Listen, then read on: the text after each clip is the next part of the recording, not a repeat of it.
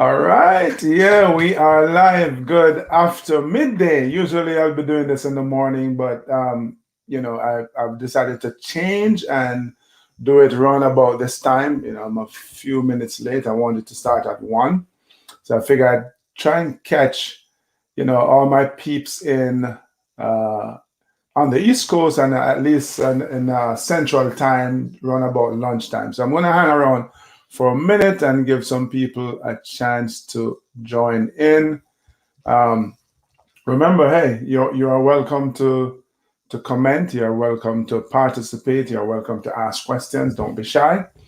Let's have an engagement, man. Let's have a conversation. Great to see Michael here on IG. Good to see you, Michael. Thanks for joining. And where are you joining us from?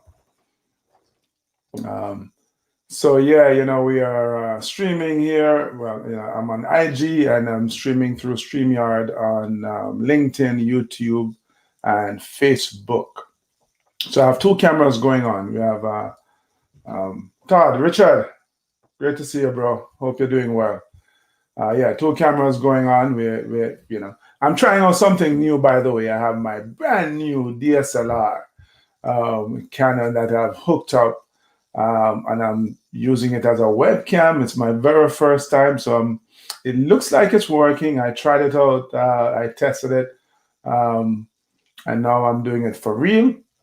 So I hope it's working. So you'll see me looking straight ahead, talking to all my peeps over there in LinkedIn and Facebook and YouTube. And then I'm going to turn over here to talk to all my peeps. Leon, good to see you on IG. So, I'll be doing kind of the tennis look. But yeah, yeah, give it this another minute or so before we crack off. But it's good to see you guys. Yeah, man. So today I thought I'd spend some time sharing some thoughts with you on something that all of us have experienced at to some extent, and quite frankly, in every aspect of our lives, and it's the dreaded R word. Have any idea what that R word is? That dreaded R word? Anybody? Um, it's rejection, man. Rejection. All of us have experienced rejection in some way, shape, or form. Um, Pull up my banners here. Rejection is essentially the act of pushing someone or something aside, or perhaps the act of denying someone or something, right? And we experience rejection in, as I said earlier, in every aspect of our lives. We experience rejection from our family, from friends, a romantic partner. Yes, anybody ever had that? A rejection from a romantic partner. Wherever it is, the thing is that rejection always end up being painful. It's a painful experience, right? There's a certain amount of sadness and grief and shame, quite frankly, that we feel when we are not accepted by others. Um, See some more peeps coming in here. Greetings, thanks for joining us on Instagram. So yeah, we certain amount of sadness and grief and shame that we experience when we are rejected, when we're not accepted by others, right? You think about um, the kind of pain you feel when you're rejected by your significant other, right? Regardless of the stage that relationship is, whether you're just dating or you've been around for a while or you're married for 50 years, right? Even people who have been adopted, they discover that they were adopted, and they experience a sense of rejection, right? They have to deal with that pain. And I guess the question is, so my peeps on LinkedIn, sorry, on Instagram, forgive me if I slow down a little bit. So I have some graphics that I'm sharing with everybody else except you guys. LinkedIn isn't playing, I can stream to LinkedIn, but I end up looking like I'm in a crashed bobsled. So I decided on this occasion not to. But yeah, so the question is, why does rejection hurt so much? Why? Well, here's the reason. The make sure my things here line up. So rejection uses the same neural pathways that physical pain uses in the brain. So, for example, if you stub your toe or you jam your finger in a door jam, or you bounce your head right really hard, there's a message that's sent through your brain to say, "Hey, this is painful," right? Well, guess what? When you are rejected, when you experience that pain of rejection, the pain travels that very same path that a physical pain would have traveled. And they have done an interesting study where somebody thinks back about a time when they were rejected, and they're given Tylenol.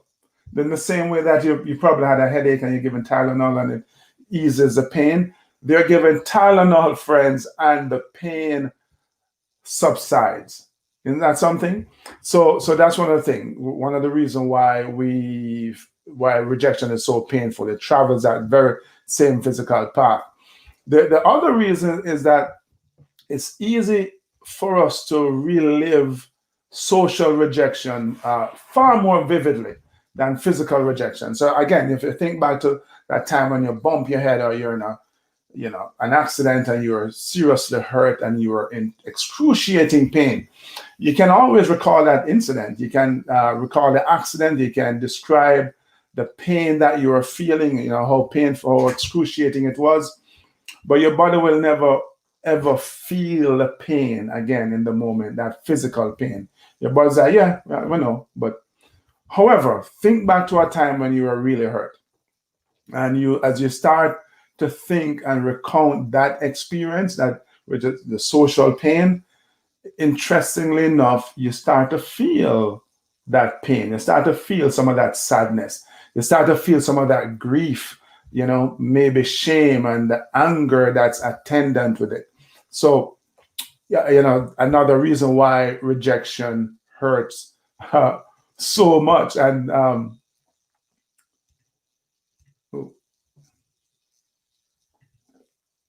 forgive me for moving so slowly. So, yeah, and then the third reason I want to share with you why rejection hurts so much is that it destroys, your self-esteem whenever we get rejected. So I think back to, say, a time when your significant other broke up with you. You remember that time when she dropped you like a bad habit, or he dropped you like a bad habit. It happens, right? When we experience romantic rejections, right, we tend to find so many faults with ourselves, right? We bemoan all our inadequacies. We're kind of kicking ourselves in the what, trying to figure out what did I do wrong? What could I have done better? And so your self-esteem take a hit, man. And it's the same if you were, say, rejected on the job. Let's say you got fired or you didn't get the promotion or whatever it is. You start to think about all the things that you didn't do or all the things you could have done better. And it really does a job. That kind of thinking really does a job on your self-esteem. The thing is that the hurt that we experience from rejection has some long-term psychological effects, right? There's a study out. They have done several studies actually. One from UCLA a number of years ago found that on average, a 1-year-old child would have heard no 400 times in a day. 400 times in a day, a 1-year-old child would have heard no. And it might sound off the top very excessive. May sound excessive, but if you think about, if you have ever had children, and you think about when they're running around and learning to walk and exploring, and the poor things don't know any better, right? They're always putting themselves, quote unquote, in danger. And you never normally say no once. It's like, no, no, no, right? So all of those no's add up. And it's quite frankly a very negative way to raise our children. We have to figure a way to correct them without, bombarding them with no's. But here's the thing. In addition to just the being exposed to the negative kind of negativity from hearing all these no's, as I said, there are other long-term impacts that rejection has on us. For example, trauma.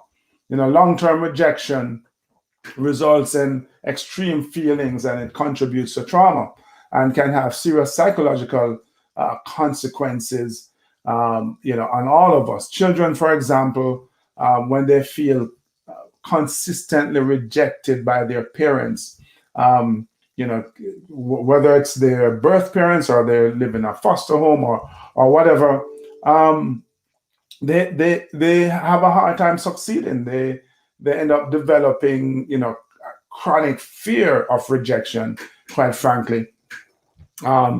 And that follows them throughout their lives. So definitely that's one option, problem. Depression. Last week I spoke with my friend Kwame McPherson, who wrote a book, Date with Depression, and he suffered from depression in his adult years. But again, you think about perhaps a young girl who is always been rejected, and a kid who's always being rejected, adults, quite frankly. After a while, again, because of the beating that our self-esteem suffers, a child being bullied, all of those being ostracized from their group, all of that leads to depression and can lead to self-harming behaviors as well. Double checking here, depression. The next kind of long-term impact that rejection has on us is the creation or development of anxiety and stress, right? The rejection definitely contributes to conditions such as stress and anxiety, and it really causes that to escalate as well.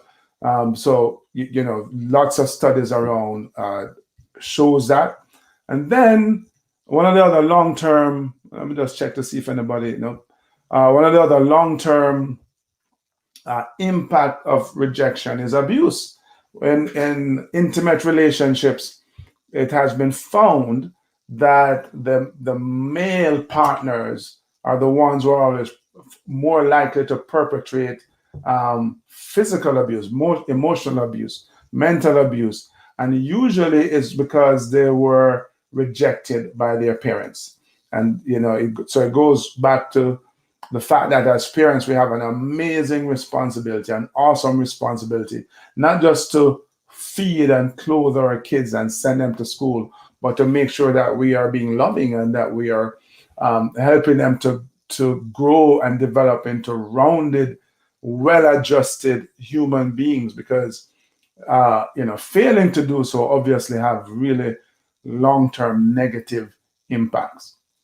So let's start then. Let me share quickly with you 3 ways I think in which you can deal with rejection. It's obviously by no means an exhaustive list, but let's talk about those.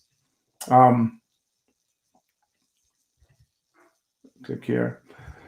Yeah, so one of the things we can do, man, is that we can look when we know that we are going to experience rejection. There's just no way around it.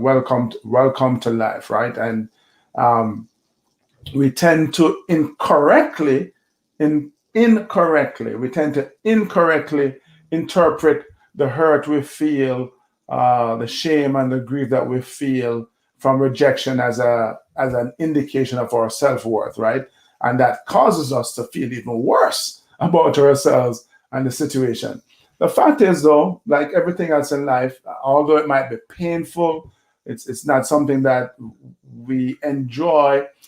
Rejection, if we choose to respond to it correctly, could become could help us to build up our emotional resilience and help us to better deal with rejection the next time we are rejected. So, for example, um, um, you're rejected on the job, right? You applied for a promotion, you didn't get. You applied for a job, you didn't get it. You're working at a company, you try to get a promotion that is going to really make life better for you and means forward progress, and they reject you. Well, you could beat yourself up, or you could just choose to say, you know what, this is a learning experience. Let me figure out what I can do better, or let me go back and improve on my skills. Um, Chalk it up as growth, chalk it up as perhaps a new path. You might go, you know what, they're not going to promote me here, but I know I have the goods, I have the experience, I have the knowledge. I can go somewhere else and apply that knowledge, or I can go start my own business. Whatever it is, you can choose to um, use a rejection as an opportunity to grow and to move into a new path, right? So chalk it up, man. Chalk it up to experience. Chalk it up to a new path. Secondly, use the rejection. I'd spend the time making a list of all the traits that you didn't, or all the things you didn't appreciate in a particular situation, all the traits you didn't appreciate in a particular person. So she dropped you like a bad habit. He ran off like a scoundrel, right? And broke up with you, broke your heart, destroyed it.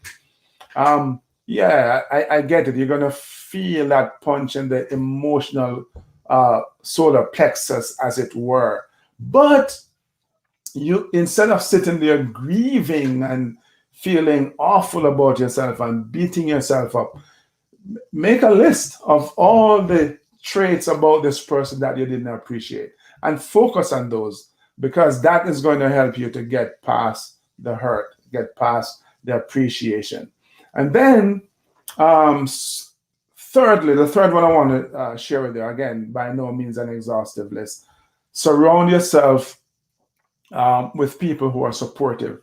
So we live in the digital age now, where you hear so much talk about cyberbullying and people just being lambasted online. And you may, log into Facebook, let's say, or wherever, whatever your favorite social media platform is, and you notice that, people who you thought were your friends are out having a ball of a time, and they didn't bother to tell you. And yeah, that can make you feel left out, make you feel rejected.